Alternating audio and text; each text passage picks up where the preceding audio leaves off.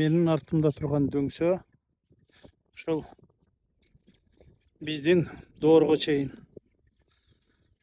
адамдардын сөөгө коюлган дөңсө болгон деген маалыматтар бар. Кадимки шагым мүрзөлөрдүн ордосу. Биз азыр мына ушул шагым жөнүндө сиздерге кыскача маалымат берүүгө аракет жасамакчыбыз. Ысак аке, ушул шагым шаар чалдыбарын же болбосо мүрзөлөрдүн мекенин ушу археологторду сиз чакырып келгениңиз бул кайсы жылдар болгон?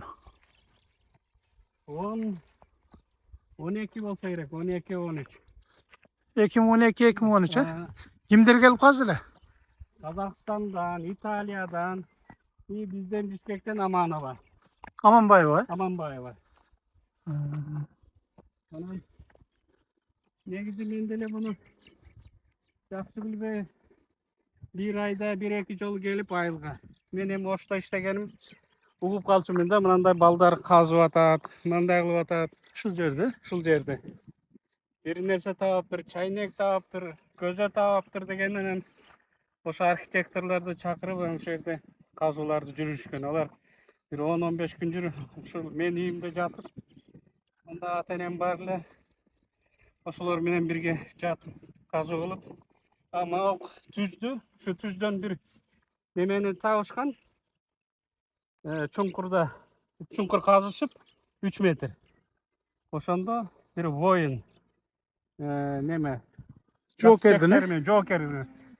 Кийин көрсө ал Жокер келин кыз болуп, аял болуп чыкты. Ошол менен Кайсы жерден калган бул жол? мына жерде. Кайсы мына жылкылар турган жерденби? Мына түздөн эле, мына жерден эле. Ушул жерден эле. Анан кийин дагы бир жери казса 3 адамдын сөөгү баштары жок. Ошентип дагы бул продолжение кылабыз, узартабыз, неме кылабыз, казууларды деп кеткен боюнча кайра келишкен жок. Анан отчетун Аманбаева берем деди, ол да берген. Мен окуй элек мына ошол кандай эмне чыкты. Немени. Анан бул Казуулардан, Анан эң негизи мурунку табылгаларды алар ушу үймө үй жүрүп, бардыгын документально кылып, сүрөткө алып, бирок көбү бербей коюптур. Неме кылабыз деп.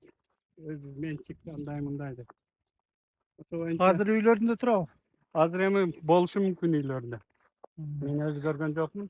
Мен таң калганым, тиги кадимкидей мына фарфоровый чайнек барго? Ошондой чайнек только целиком таштан ушундай гладкий ошол чыккан да ушул жерде. Таш чайнек, Таш чайнек. Как будто алики илгери Анын ичин кантип каздык? ошону кантип кылган түшүнүксүз да, илгерки технология. Ал чайнекти өзүңүз көрдүңүзбү? Жок, балдары айткан да. А мен немесин көрдүм. Крышкасын. Капкагын. Худду ошо оригинальный неме, таштын өзүнөн. Ал Индияда таштан жасалгалар барбы? Ошондой. Кантымчакы келип калган. Же ушул жерде жасаганбы? Белгисиз да. Бул жерде могу жылкылар турган жерлер дагы мүрзөлөрбү же ал жакта жок? Жок, мына ушу түздө деп айтып калышчу эле илгери. Бу жерде. Ушул түз, Тети үйлөр салынган жер дагыбы же? Болушу мүмкүн. Себеби муну эч ким көзөмөлгө албай бардыгы азыр ээленип кетти да. Өзү илгерки аксакалдардын айтууларына. Тети казуу болгон жерлер дагыбы? Кийин мына жер токтоткондон кийин ошол жака жылдырылды да казууларды. Ал жактан чыккан жокпу? Ал жактан чыккан жок.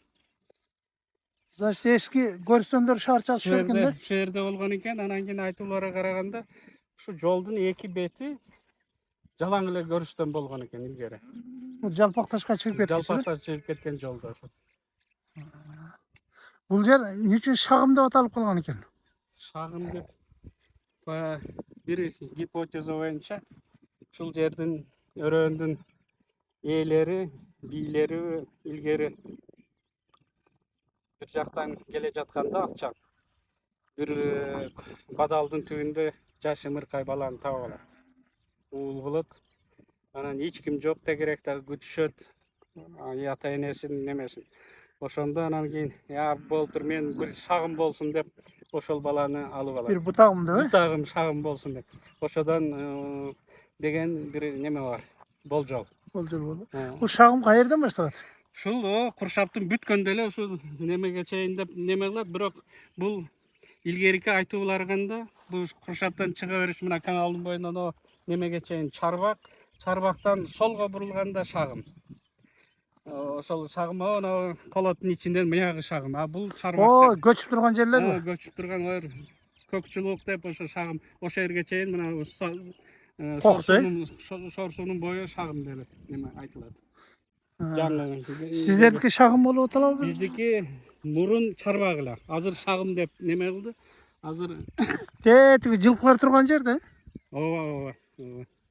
Мына ошо колоттун ичи мына мектептен нары кеткен ошо шагым.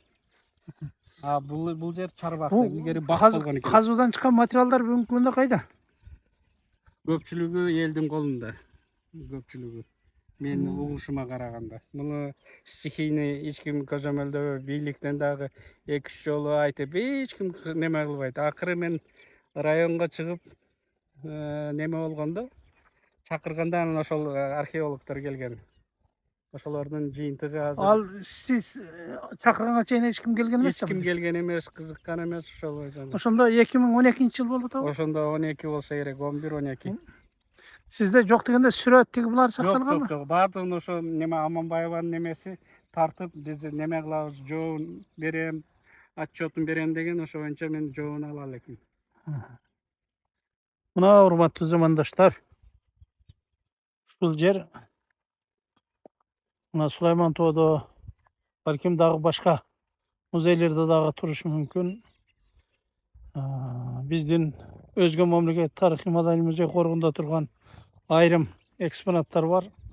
Мына ошол табылган жер, мына ошол шагым мазарлар шаарчасы экен. Жогоруда белгилүү токойчу, коомдук ишмер жетекчиликте көп жыл иштеген Исак Эргешев агабыздын берген маалыматтар боюнча мына ушул түзөңдөн соот чопкуту туулгасы менен кийинген ушул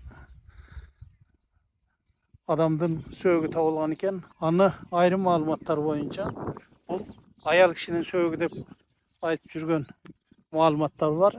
Кандай болгондо дагы байыркы орто кылымдардагы чоң тарыхый маалыматтар камтылган жер. Мына ушул шагым айылы бүгүнкү күндөгү. Болбосо ошол өз кезегиндеги шагым мүрзөлөрдүн шаарчасы экен. Мына ар төбөттө да мүрзө турат. Мына ушул жылкы оттоп турган үйлөр турган жердин баардыгы өз кезегинде ошол адамдардын сөөгү коюлган жерлер болгондугу эл журтка маалым экен. Муну дагы изилдеп иликтеп тарыхты тактоо бүгүнкү муундун, келечек муундун иши деп ойлойм.